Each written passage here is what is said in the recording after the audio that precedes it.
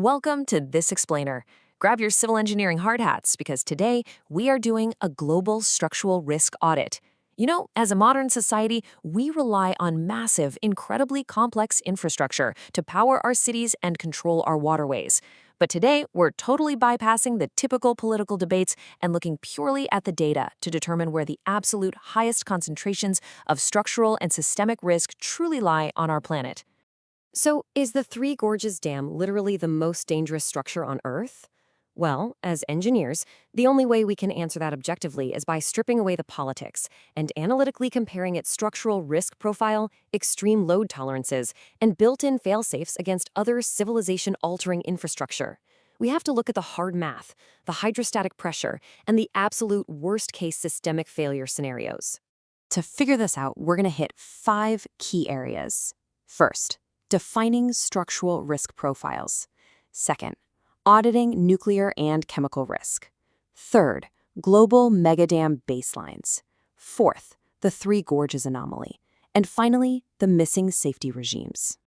Okay, let's jump right into Section 1, defining structural risk profiles. In structural engineering, a risk profile isn't just asking, hey, what's the probability of a concrete microfracture or a minor valve failure? It's the mathematical combination of that probability, the specific mechanism of damage, and the sheer massive scale of the fallout if those primary fail-safes are breached and redundancy measures fail. We're calculating the absolute maximum exposure here. What actually happens when a system is pushed completely beyond its ultimate limit state? Moving right along to Section 2.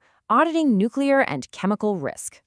Now, historical data brilliantly illustrates how different failure mechanisms play out. Think about Chernobyl. When containment protocols fail at a nuclear site, it causes long-duration, widespread contamination, literally creating a 2,600 square kilometer exclusion zone that requires centuries of monitoring. But then look at chemical facility failures, like Bhopal. These bypass fail-safes and cause devastating, incredibly rapid loss of life, but their physical footprint actually remains highly localized. The immediate toxicity is off the charts, but the geographic spread is inherently constrained by the sheer volume of the chemicals involved. Even if we look at the catastrophic cascade failure at Fukushima in 2011, where multiple backup cooling systems failed, leading to 154,000 evacuations, the economic impact was capped at roughly $200 billion. Now, yeah, that is a staggering amount of money for sure, but from a global infrastructure standpoint, when we calculate total systemic vulnerability, it doesn't even come close to the absolute ceiling of risk. Because despite the generational health effects and vast exclusion zones of nuclear failures, the maximum human exposure actually remains remarkably contained. We are talking about hundreds of thousands of people in an inundation zone, not hundreds of millions. The built-in safety protocols, combined with the inherently localized footprint of the facilities themselves, naturally limit the immediate population threat radius. All right, let's establish some engineering baselines in Section 3, global megadam baselines. When we look at raw hydrostatic load, it's pretty mind-blowing. The Kariba Dam between Zambia and Zimbabwe holds a massive 180 cubic kilometers of water. That's followed by Egypt's Aswan High Dam at 132 and Pakistan's Tarbela at 14.3. Managing millions of tons of continuous, unrelenting pressure requires monumental engineering fail-safes. Every single day, the concrete core, the structural spillways, and the foundational bedrock must reliably withstand forces that are almost difficult for us to even comprehend. But raw volume? That is really only half the equation when calculating a structural risk profile. We absolutely have to factor in human geography. While Kariba holds the most water, a structural breach there is regionally devastating but globally limited, mostly because of a sparsely populated downstream area. Aswan, on the other hand, holds the fail-safe responsibility for 90 million people living downstream in the Nile Valley. If those structural tolerances are exceeded there, the human cost is immediately catastrophic. Which brings us to Section 4, the Three Gorges anomaly. When we rank the maximum population at risk across a 1,600-kilometer exposure zone, the Three Gorges Dam stands entirely alone, 400 million people. Let that sink in. It completely dwarfs the Aswan High Dam, and honestly, it makes the exposure from nuclear and chemical facilities look like a rounding error.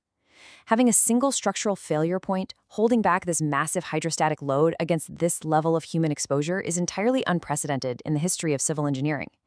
The redundancy required to safeguard 400 million lives is just staggering. And the economic vulnerability is equally immense. A catastrophic failure of the Three Gorges directly threatens a $3.6 trillion economic corridor. That utterly eclipses the absolute highest-end estimates for nuclear or chemical cascade failures. We aren't just talking about rebuilding a city or a power plant here. We're talking about the sudden kinetic erasure of a highly productive geographic zone that literally serves as a massive engine for global trade and manufacturing. And what about the timeline of recovery? Well, nuclear incidents leave radioactive footprints spanning centuries. But a Three Gorges breach would trigger a massive kinetic wipeout of infrastructure, and that would be immediately followed by intense toxic contamination from thousands of flooded industrial zones and chemical plants downstream. It would require decades of incredibly complex, systemic, infrastructural, and economic reconstruction, effectively pausing development in the entire region for generations. So it really comes down to this one chilling reality. It is the ultimate single point of failure for the world's second largest economy. There is absolutely no other structure on Earth that concentrates this much risk, this vast a population, and this much strategic significance into one physical bottleneck. If the primary structural integrity is compromised, there is simply no secondary geographical backup. And that brings us to our final section, the missing safety regimes. Think about what happened following the global wake-up calls of Chernobyl and Fukushima. The international community actually united. We implemented rigorous, independent, and standardized safety and inspection protocols for the nuclear industry.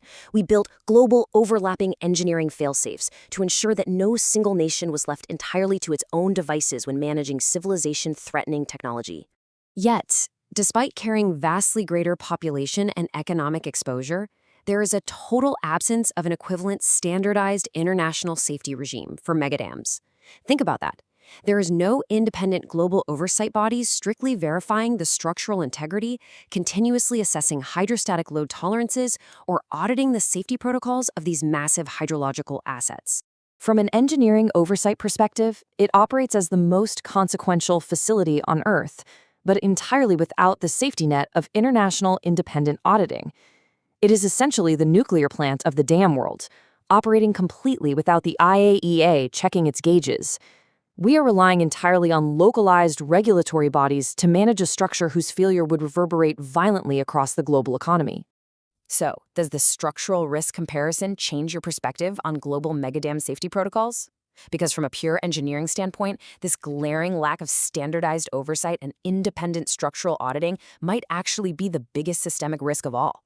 Make sure to subscribe to catch our next explainer on what can be done right now to implement proper fail-safes, and let me know your thoughts on this engineering audit down in the comments.